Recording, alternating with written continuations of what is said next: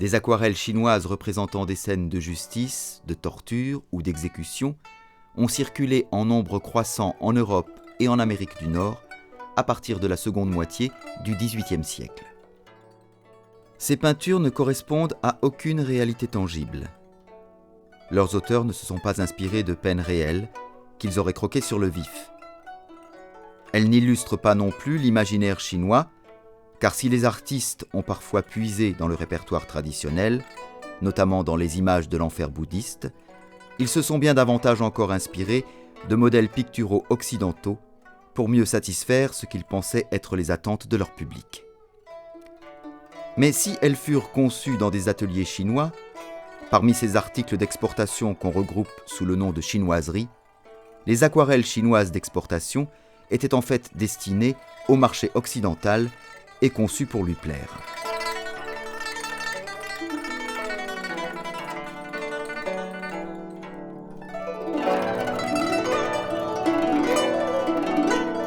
À la fin du XVIIIe siècle, une visite à Canton n'était pas complète tant qu'on n'avait pas acheté, outre les porcelaines, les lacs ou les éventails tant recherchés, un lot d'aquarelles dans l'un des nombreux ateliers qui bordaient New China Street, le principal passage de boutiques dans le minuscule périmètre où les marchands occidentaux étaient ordinairement confinés. Quant à leur technique, la plupart de ces aquarelles sont réalisées sur ce qu'on appelle en français du papier de riz, et en anglais plus justement pith paper ou papier de moelle. Les peintures sont réalisées à partir de pigments végétaux sur fond blanc. Seuls les motifs principaux sont peints, le reste de la feuille reste nu. Le papier légèrement brillant et translucide fait ressortir les couleurs vives, d'où un effet de relief saisissant qui accentue le caractère des scènes. Le motif semble sortir du papier, de sorte qu'on pense parfois aux lanternes magiques. L'effet est à la fois très décoratif et un peu fantastique. Ces aquarelles sont généralement réunies en albums. Les scènes de justice étaient un des sujets les plus courants dans les albums d'aquarelles et formaient aussi des recueils et des séries. Par exemple, la gamme complète des supplices qui structure certains albums.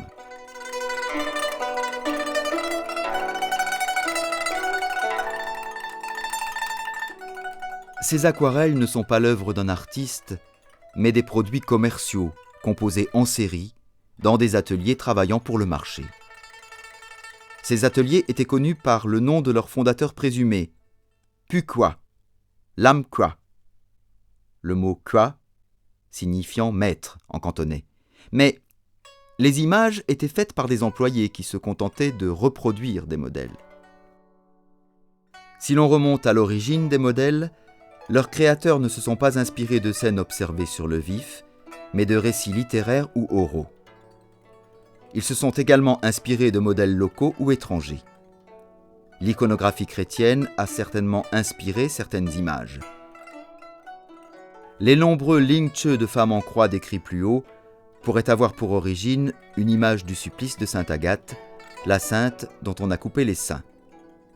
Ainsi s'explique aussi la surabondance de croix dans ces images, alors que la croix semble n'avoir été que peu ou pas utilisée dans les exécutions chinoises. Certaines aquarelles illustrent de vieux mythes ou des thèmes romanesques, comme le hachoir du juge Bao. D'autres s'inspirent de la riche iconographie de l'enfer bouddhique. D'autres, enfin, combinent les imaginaires chrétiens et bouddhistes. Il en découle une confusion constante entre le réel et l'imaginaire, qui est la caractéristique principale du supplice chinois. Quelques détails vrais, par exemple des instruments comme la cangue, ou ces fiches de bambou indiquant la nature du crime et de la peine, quelques éléments réalistes donc, sont insérés dans des situations complètement imaginaires qu'ils ont pour fonction d'authentifier. Les postures sont souvent impossibles d'un simple point de vue physiologique.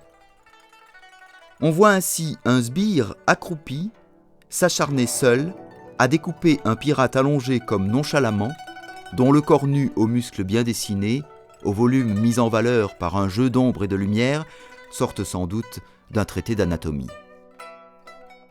Et voici un homme lié sur une croix, ses pieds posés l'un sur l'autre en une posture christique, qu'un bourreau situé en contrebas vient de décapiter, alors qu'une cataracte vermeille gicle de son cou. Des scènes fantastiques prennent ainsi un air de vérité étrange et effrayant, dans un univers où toute horreur devient possible, comme dans les rêveries du fumeur d'opium de De Quincey. Les aquarelles d'exportation cherchent davantage à choquer ou émouvoir leur public qu'à l'informer.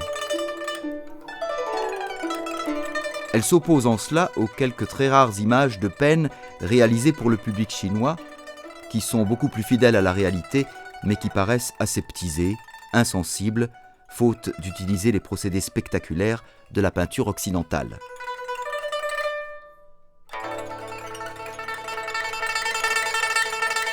Ces aquarelles chinoises ont eu un tel impact qu'un certain nombre d'auteurs européens ont produit des recueils s'en inspirant de près ou de loin.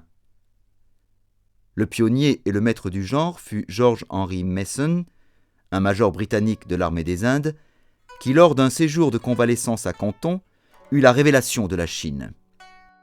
Il rapporta dans sa patrie des planches réalisées par l'un des principaux ateliers de Canton, celui du peintre Puqua, planches qu'il confia au graveur londonien Deadley, déjà fameux pour ses illustrations de contrées exotiques comme l'Empire russe.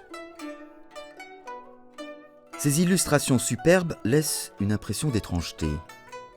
De fait, elles résultent de l'hybridation d'un genre déjà hybride.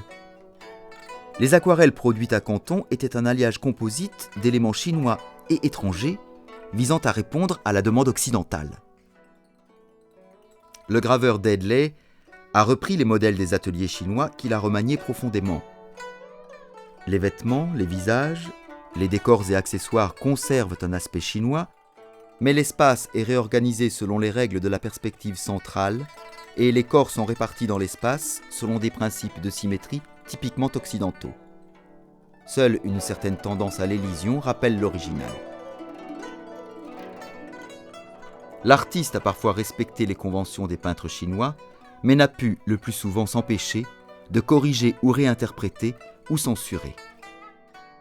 Ainsi, le bambou est donné sur le pantalon, et non sur les fesses nues, comme sur les planches chinoises. L'artiste a conservé les cheveux hirsutes, caractéristiques du prisonnier partant pour son lieu de déportation, mais ses traits sont occidentalisés, les physionomies expriment les émotions et les sensations selon les canons picturaux propres à l'art occidental. Les réminiscences religieuses culminent dans la représentation de la strangulation. Les bras en croix du strangulé dénotaient sans doute déjà une influence chrétienne dans les planches chinoises, mais ici, la courbure du corps et les pieds posés l'un sur l'autre accentuent l'allure christique du supplicié. Ces aquarelles sont tombées dans l'oubli au moment où la photographie a supplanté les illustrations de presse au début du XXe siècle.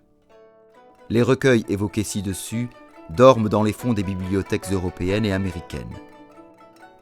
Leur influence ne saurait pour autant être sous-estimée.